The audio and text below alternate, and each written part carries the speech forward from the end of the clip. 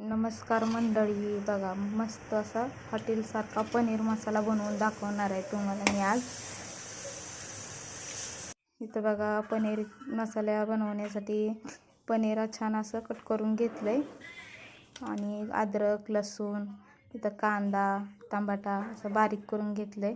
ते इथं गरम मसाला घेतलाय, खडा मसाला थोडा. ते सर्व काय भाजून घ्यायचं आधी. गॅसवर कढई ठेवली, तेल टाकून मीठ टाकून घ्यायचं थोडंसं, म्हणजे पनीर भाजताना चिकटत नाही. बघू शकता पनीर एवढं चिकटलं नाही, सुट्ट निघाले. पनीर काढून घ्यायचं, कांदा टाकून थोडासा वास जाण्यासाठी कांद्याचा थोडा कांदा भाजून घ्यायचा.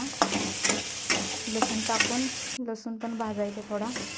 अद्रक टमाटा टाकून सगळं काय भाजून घ्यायचं. हलकासा लाल कलर इतकर भाजायचा.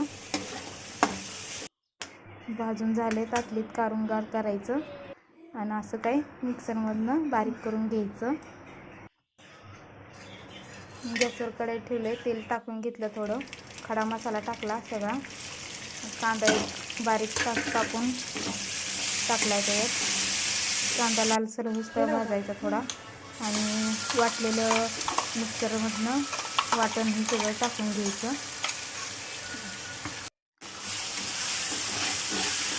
चांगलं लालसर होईस्तोवर भाजायचं, तेल सुटीस्तोवर चांगलं. थोडीशी हळद टाकून घ्यायची, मिरची पावडर टाकायची थोडी. बघू शकता तेल सुटायला लागलंय मसाल्याला. पनीर टाकून घ्यायचं.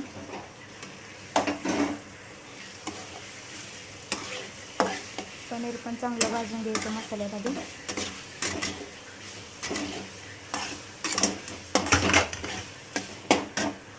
आता इथं मी मटर पनीर मसाला घेतला आहे आणि दूध थोडं घेतलं आहे. त्याच्यामध्ये थोडा मसाला टाकून असं ग्रेव्ही करून घ्यायची पातळ आणि ती टाकून घ्यायची मसाल्यात. सर्व काही मिक्स करून घ्यायचं. आपल्याला पाहिजे तेवढे पाणी टाकून घ्यायचं आणि शिजवून घ्यायचं बारीक करून. चवीनुसार मीठ टाकायचं.